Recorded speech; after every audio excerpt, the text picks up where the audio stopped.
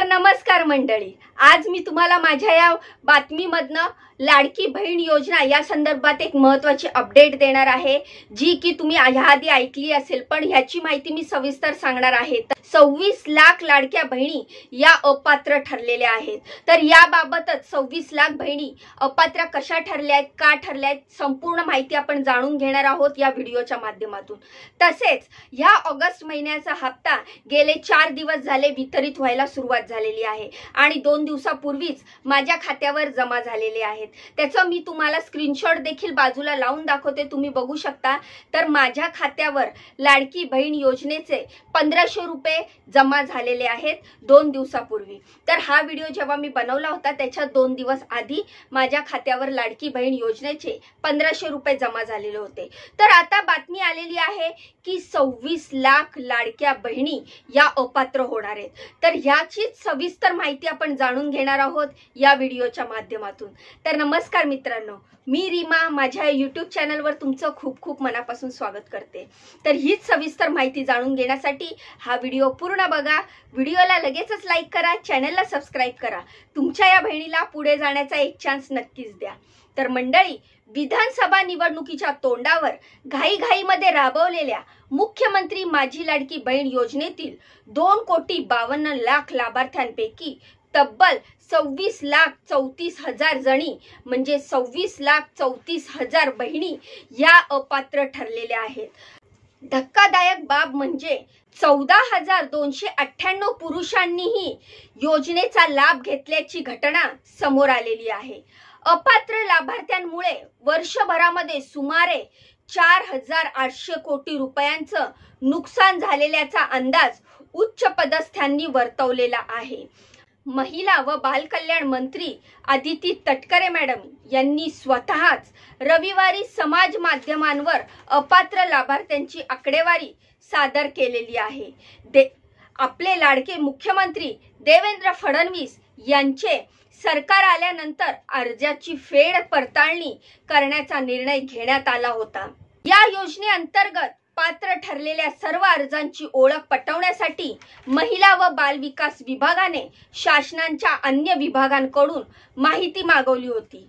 माहिती व तंत्रज्ञान विभागाने दिलेल्या माहितीनुसार 26,34,000 लाभार्थी अपात्र असल्याचे समोर आलेले आहे।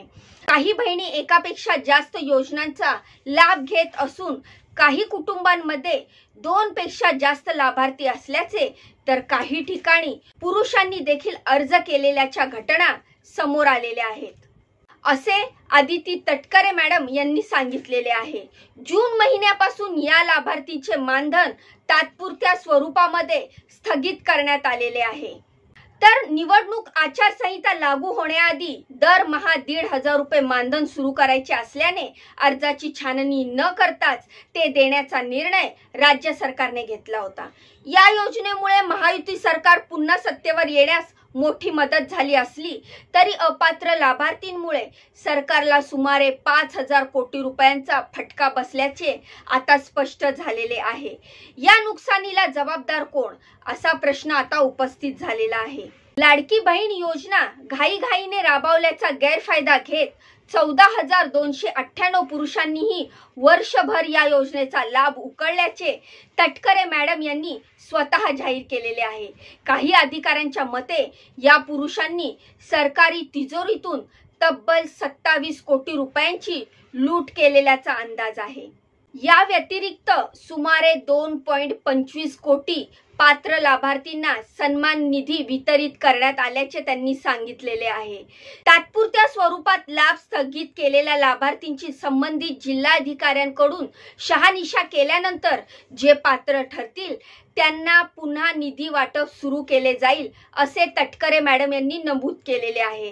लाभ हा शासनातर्फे पुन्हा सुरू करण्यात येईल, असे त्यांनी सांगितले।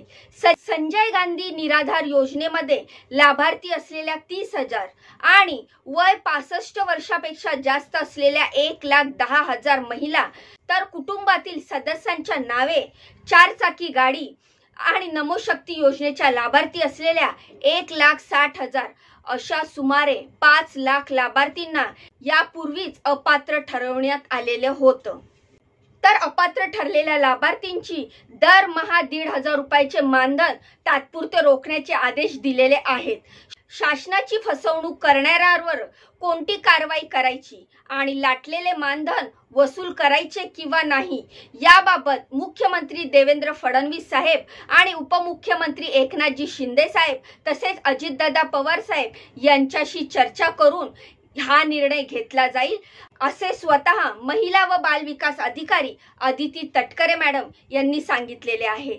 तर मंडळी, तुमच्या खात्यावर ऑगस्ट महिन्याचा हप्ता जमा झालेला आहे का मला कमेंट करून नक्की सांगा. माझ्या खात्यावर जमा झालेला स्क्रीनशॉट तर तुम्ही बघितलेलाच आहे. तर मंडळी, जर ऑगस्ट महिन्याचा हप्ता तुमच्या खात्यात जमा झालेला असेल तर मला नक्की कमेंट करून सांगा. तसाच हा व्हिडिओ तुम्ही कुठल्या जिल्ह्यातनं बघताय ते देखील मला कमेंट करून सांगा. आणि तुमच्या खात्यावर जर हप्ता जमा झालेला नसेल ते देखील मला कमेंट करून सांगा, जेणेकरून माझा व्हिडिओ बघणाऱ्यांना कळेल की कुठल्या जिल्ह्यामधील कोणत्या महिलांना, कोणत्या बहिणींना हप्ता मिळालेला नाहीये. तर आजच्या व्हिडिओत एवढीच माहिती आहे. पण जाण्याआधी तुम्हाला एक गोष्ट सांगून ठेवते की ह्या ज्या घटना सांगितलेल्या आहेत ह्या पात्रतेमध्ये जर तुम्ही बसत असाल तरच तुम्हाला लाडकी बहीण योजनेचा लाभ मिळणार आहे. मात्र अपात्र बहिणींना ह्याच्या पुढे म्हणजेच 26 लाख बहिणी ज्या अपात्र ठरलेल्या आहेत त्यांचा लाभ तात्पुरता थांबवलेला आहे. आता त्यानंतर त्यांची पडताळणी होईल, त्यांच्या अर्जाची पडताळणी होईल, त्यानंतर तो लाभ त्यांचा सलग पुढे चालू होईल. जर त्या पडताळणीमध्ये त्या पात्र ठरल्या तर पुढील लाभ त्यांना कंटिन्यू चालू राहील. मात्र 26 लाख अशा अपात्र महिला आहेत असं सांगण्यात आलेलं आहे. तर या व्हिडिओबाबत तुमच्या काय प्रतिक्रिया आहेत, तुमचे काय प्रश्न आहेत ते मला कमेंटच्या माध्यमातून नक्की सांगा. जाण्याआधी या व्हिडिओला लाईक करा, चॅनलला सबस्क्राईब करा. तुमच्या या बहिणीला पुढे जाण्याचा चान्स नक्कीच द्या. भेटूया पुढच्या व्हिडिओमध्ये अशीच महत्त्वपूर्ण, दमदार आणि लेटेस्ट अपडेट घेऊन. तोपर्यंत स्वतःची काळजी घ्या. बाय आणि नमस्कार.